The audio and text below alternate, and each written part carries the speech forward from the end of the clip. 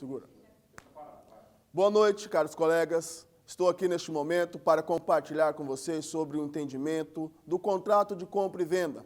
É uma espécie de contrato que o legislador conferiu com maior atenção se comparados com as demais, uma vez que regulamentou em mais de 50 dispositivos do Código Civil Brasileiro, artigos 481 ao 532. Essa preocupação se deve ao fato de ser contrato de compra e venda o negócio mais celebrado no dia a dia. Para nos ajudar a compreender melhor, vamos estudar as cláusulas especiais que compõem o contrato de compra e venda. Ao todo, são 5 as denominadas cláusulas especiais do contrato de compra e venda, sendo elas retrovenda, do artigo 505 ao 508, venda a contento e sujeita à prova, artigo 509 a 512, da percepção ou preferência, 513 ao 520, venda com reserva de domínio, 521 a 528, da venda sobre documentos, 529 e 532. Ao longo deste trabalho, iremos focar no estudo da percepção ou preferência do artigo 513 ao 520 do Código Civil. Boa noite, galera. Estarei explicando para vocês o conceito de preempção ou preferência de uma maneira facilmente compreensível. O que seria preempção ou preferência, gente? Preempção ou preferência é o pacto adjeto à compra e venda, pelo qual o comprador de uma coisa móvel ou imóvel se obriga a oferecê-la ao vendedor, na hipótese de pretender futuramente vendê-la ou dá-la em pagamento, para que este use do seu direito de prelação em igualdades e condições. Em outras palavras, o direito atribuído ao vendedor de se substituir ao terceiro nos mesmos termos e condições em que este iria adquirir a coisa. Ou seja, gente, nada mais, nada menos que o comprador, agora vendedor, terá a obrigação de oferecer a coisa para quem lhe vendeu, primeiramente para que depois, se for o caso do comprador não querer comprar, vender a outra pessoa. Vamos ao exemplo de preempção no contrato de locação. No caso de venda, promessa de venda, cessão ou promessa de cessão, de direitos ou dação em pagamento, o locatário tem a preferência para adquirir o imóvel locado em igualdade de condições com terceiros, devendo o locador dar-lhe conhecimento do negócio mediante notificação judicial, extrajudicial ou por meio de ciência inequívoca. Olha, o que ele quer dizer nisso tudo? Caso você more de aluguel e o proprietário resolve vender ou dar em pagamento a coisa, você, inquilino, tem a preferência em comprar. Galera, vamos para outro exemplo. Eu tenho um celular e resolvo vender-lhe, deixando claro o direito de preempção ou preferência. Caso você resolva vender o celular depois de um tempo, eu terei a preferência em comprá-lo. Caso não queira, aí poderá vender a outra pessoa. Outro exemplo agora no compra de casa. Lhe vendo minha casa com cláusula de preempção. Lembrando sempre, gente, que precisa ter a preempção pré-estabelecida antes da compra. Aí tá. Te vendo minha casa e você depois de um tempo resolve vender ou dá-la em pagamento. Eu terei a preferência em comprar a casa novamente, só podendo vender ao terceiro caso eu não queira comprar.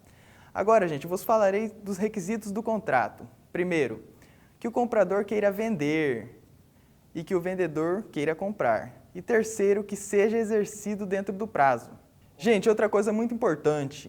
O direito é do comprador. O vendedor só terá direito à preferência se o comprador quiser vender a coisa, não podendo o antigo proprietário obrigá-lo a vender. Boa noite. Vamos agora falar onde pode gerar perdas e danos. No artigo 518, responderá por perdas e danos gera um evento de alienação. O descumprimento da obrigação dará o direito a poder reclamar perdas e danos, mas não há direito real sobre a coisa. Pode haver pedido do bem de indenização para o adquirente que tiver alienado o bem. Se o adquirente tiver comprado de má fé, ele responderá solidariamente. Por outro lado, se a coisa vier a ser vendida a terceiro, sem que o vendedor tenha sido ciente das condições da venda, poderá exigir perdas e danos do comprador. A ação de perdas e danos se constitui no que o vendedor do bem compra do comprador que descumpriu o pacto da preferência. A preferência possui 2 espécies: a convencional, que depende do contrato de acordo das vontades, a legal, que na preferência não cabe ação real. Então, se o comprador vem de terceiro sem oferecer ao vendedor, o vendedor não poderá recuperar a casa do terceiro, poderá apenas exigir uma indenização do comprador que não respeitou a cláusula da preempção. No artigo 519, Se a coisa é expropriada para fins de necessidade ou utilidade pública ou por interesse social não tiver destino para que se desaproprie ou for utilizada em obras a serviço público, caberá ao expropriado o direito de preferência pelo preço atual da coisa, gerando retrocessão, que significa o direito que o titular do bem expropriado tem de reincorporá-lo ao seu patrimônio, quando reivindicando inteiramente o seu uso e destinação ao interesse público ou social e, portanto, a devolução do domínio do desapropriado, que para si integra ao patrimônio daquele que foi tirado pelo menos o preço da desapropriação. Nós temos 3 correntes destinadas sobre retrocessão. A primeira, que no direito brasileiro a retrocessão é vista como direito pessoal. Nesse caso, o expropriado terá o direito de pleitear perdas e danos. A segunda, responderá à retrocessão como direito real. Aqui o expropriado teria o direito de reivindicação do imóvel expropriado. A terceira, como a terceira corrente, nós temos o que diz que retrocessão é uma natureza mista, pessoal ou real, cabendo ao expropriado escolher a ação de preempção ou perdas e danos. Um exemplo é os casos de desapropriação por parte do poder público. O expropriado tem o direito de preferência na aquisição do bem pelo preço atual, caso o imóvel não venha a ser utilizado pelo poder público.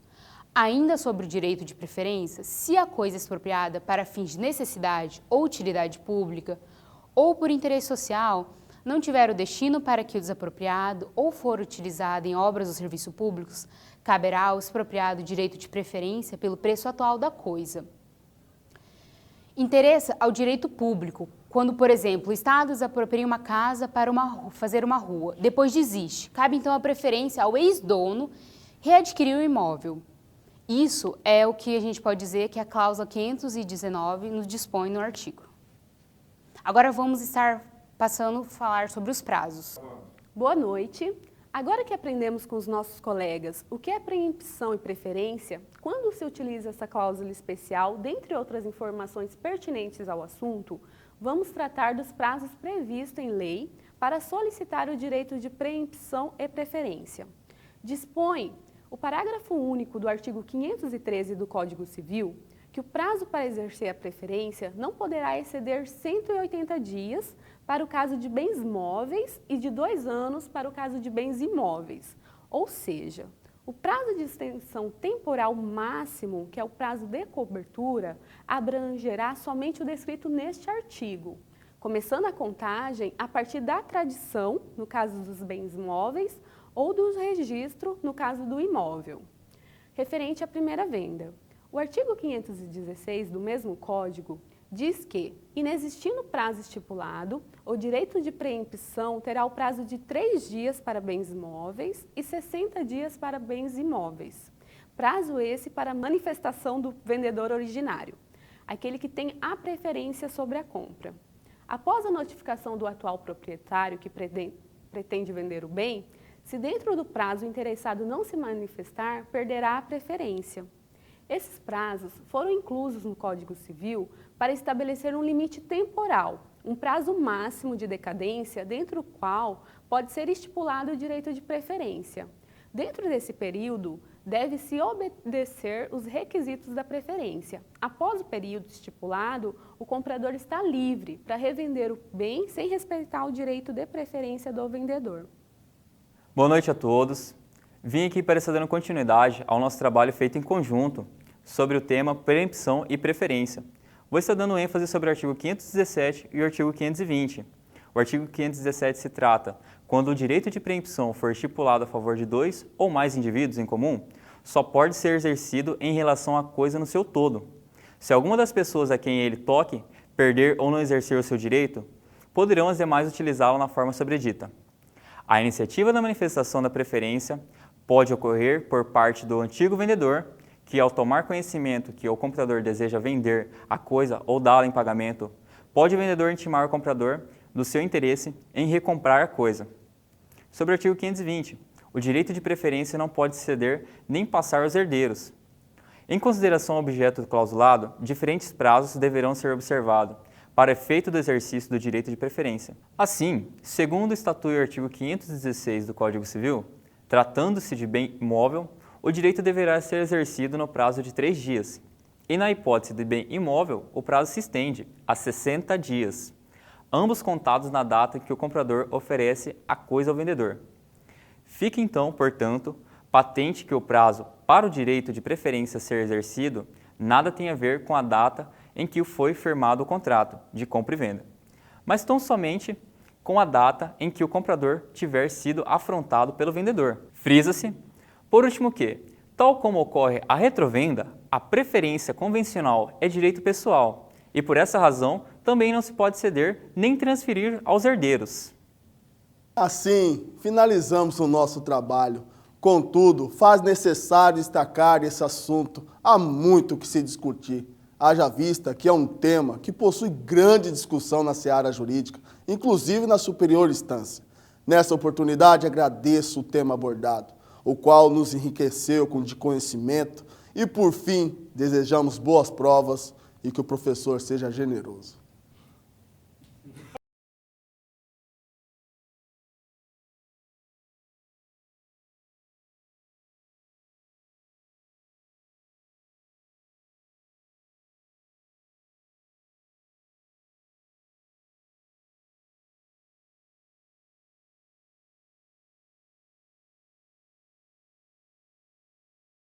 Caros colegas, estamos aqui para apresentar o nosso trabalho sobre perempção ou preferência.